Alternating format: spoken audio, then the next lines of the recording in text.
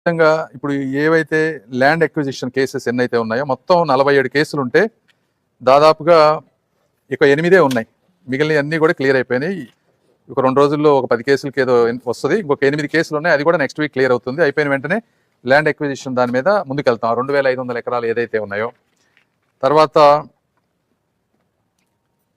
Road hit plots, road షోలో ఉన్న వాటిలో మల్టిపుల్ ఇష్యూస్. ఒకటి, మొన్న మనం చెప్పాం, మీరు అబ్జెక్షనబుల్గా ఉన్నాయి, మీకు కనుక బై మిస్టేక్ కనుక ఏదైనా వస్తే మీరు మార్చుకోవచ్చు, రిజిస్ట్రేషన్ కాస్ట్ లేకుండా సిఆర్డిఏ పెట్టుకొని చేస్తుందని.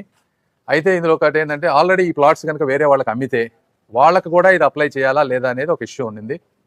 మేమేం చెప్తున్నామంటే, ఒకసారి మీరు అమ్మేసిన తర్వాత మళ్ళీ రిజిస్టర్ చేయలేరు సిఆర్డిఏ. ఎందుకు అంటే, మీరు ఆల్రెడీ మీకున్న వాస్తు ప్రకారం మీరు ఆల్రెడీ అమ్ముకున్నారు.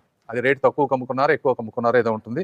ఇలా మార్చుకుంటా పోతే ఎక్కడ వరకు మనకి ఎండ్ ఉండదు. కాబట్టి ప్రతి ఒక్కరికి సేల్ ఆఫ్టర్ సేల్ మనం ఇవ్వలేం. కాబట్టి ఓన్లీ ఒరిజినల్ రైతుకు మాత్రమే వాస్తు కానీ లేకపోతే రోడ్డు షోలు కానీ అప్లై అవుతుంది.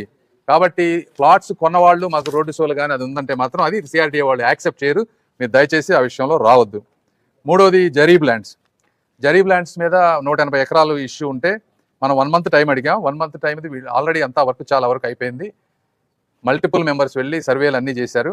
ఇప్పుడు సైంటిఫిక్గా కూడా ఒక కమిటీని వేసి soil testing, water depth level assess చేసి ఎక్కడా యాంబిగ్యూటీ లేకుండా సెకండ్ సెట్ తీసుకుంటున్నాము. అది తీసుకొని మేము 1 మంత్ టైం అడిగాం. ఇప్పుడు 2 వీక్స్ అయింది. ఇంకో 2 వీక్స్లో దానికి కూడా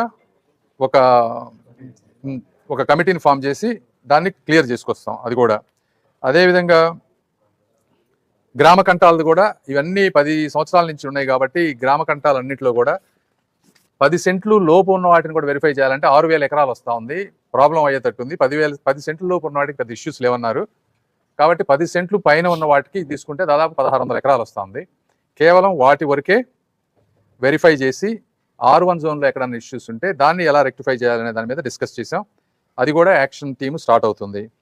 తర్వాత ఉండవల్లిలో తీసుకుంటే, ఉండవల్లిలో డ్రై లేఅవుట్, జరీబ్ ల్యాండ్. ఇప్పుడైతే కొంతమంది ఆల్రెడీ ల్యాండ్ ఇచ్చిన వాళ్ళకి ల్యాండ్ అలాట్మెంట్ స్టార్ట్ చేశారు.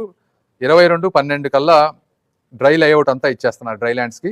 జరీబ్ ల్యాండ్ లేఅవుట్ వచ్చేటప్పటికి ఈ మంత్ ఎండింగ్ కల్లా ఉండవల్లిలో ఇచ్చేస్తారు. సో అది క్లారిటీ వచ్చింది.